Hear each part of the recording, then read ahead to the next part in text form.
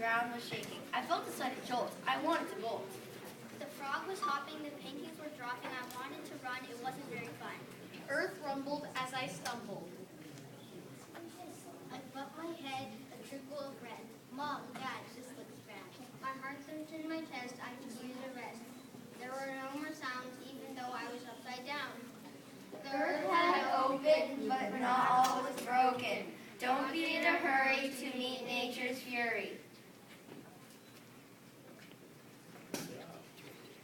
Okay, we are the Robotic Bees. I'm Caleb. I'm Ben. I'm Darian, I'm Russell, and I'm Lane. We are working on making bridges more earthquake-proof and making them safer. So we are doing a project of earthquakes, and we live on the Ring of Fire, so we are prone to earthquakes. The great 1906 San Francisco earthquake destroyed 80% of the city.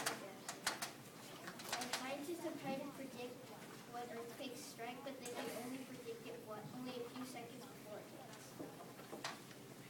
So we interviewed a lady named Ms. Chung. She was there. She was at a earthquake. She was at the great 1989 earthquake, and she was there and felt a lot of stuff. So we asked her a few questions. Our first question was, what was it like when the earthquake was going on? She told us that it was that the ground was everybody lost their balance. The windows were shaking and made very loud shaking noises. And finally, the Great American Needle Tower was shaking around wildly. And finally, second of all, we asked her about the traffic, and she said that the traffic was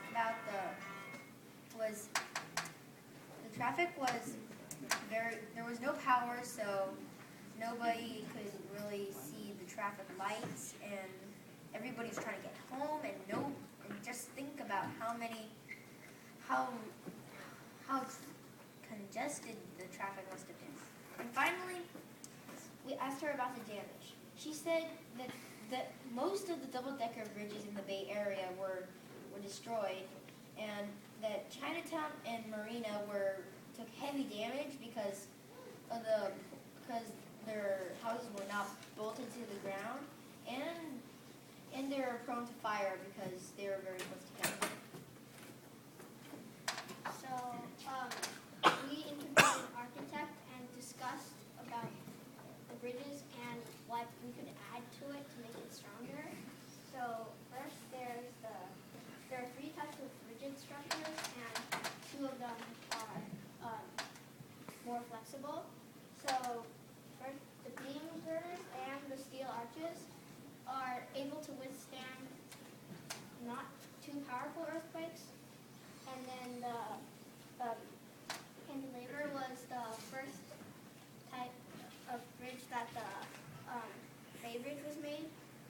Right? And then the suspension is flexible, so it can absorb some of the waves that the earthquake sends, so it won't break. And then the cable stay has a major difference with the suspension bridge, although they look alike. The cable stay wires connect directly to the deck, but the suspensions just loop down.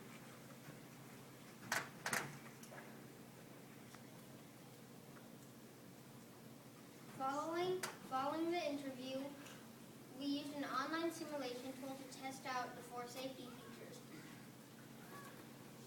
The beam girder, which normal freeway overpasses use, are most common, which means that in these bridges will only be able to withstand magnitude equals 6.0, which occur around 6,000 times annually worldwide, which means that if we attach one of them, it will be able to withstand a 7.0.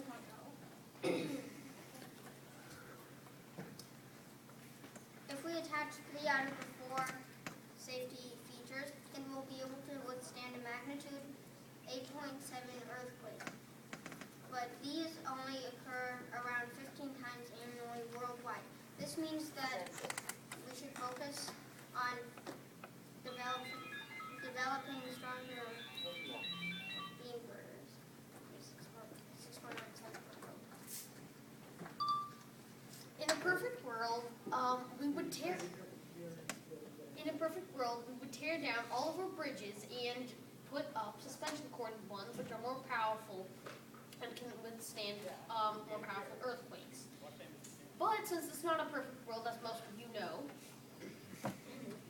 we have to find a cheaper way because tearing all the bridges down and putting up different ones would cost tons of money.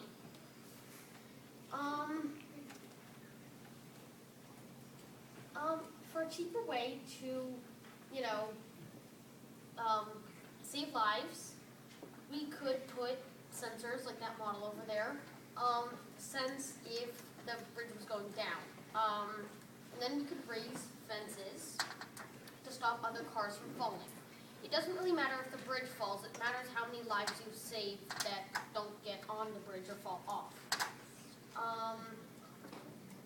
So here's our Lego model where the sensor's down here senses if the bridge falls off or not. So if the bridge falls, the fences will go up and there will be an alarm to alarm other people of, the bridge falling down. Also, if the bridge doesn't fall down, there's an earthquake somewhere else that's heading toward the bridge, we can alert the people by simply pushing a button, like in this model. So when I push on the sensor, it raises the fences and it starts an alarm. So, any questions? Okay, we're a little over time. The alarm was telling you that you had 5 minutes, so that's just a warning for you. You guys are going to have to restrict your your story a little bit. So we've got one question or comment, and then you can move on to the next team.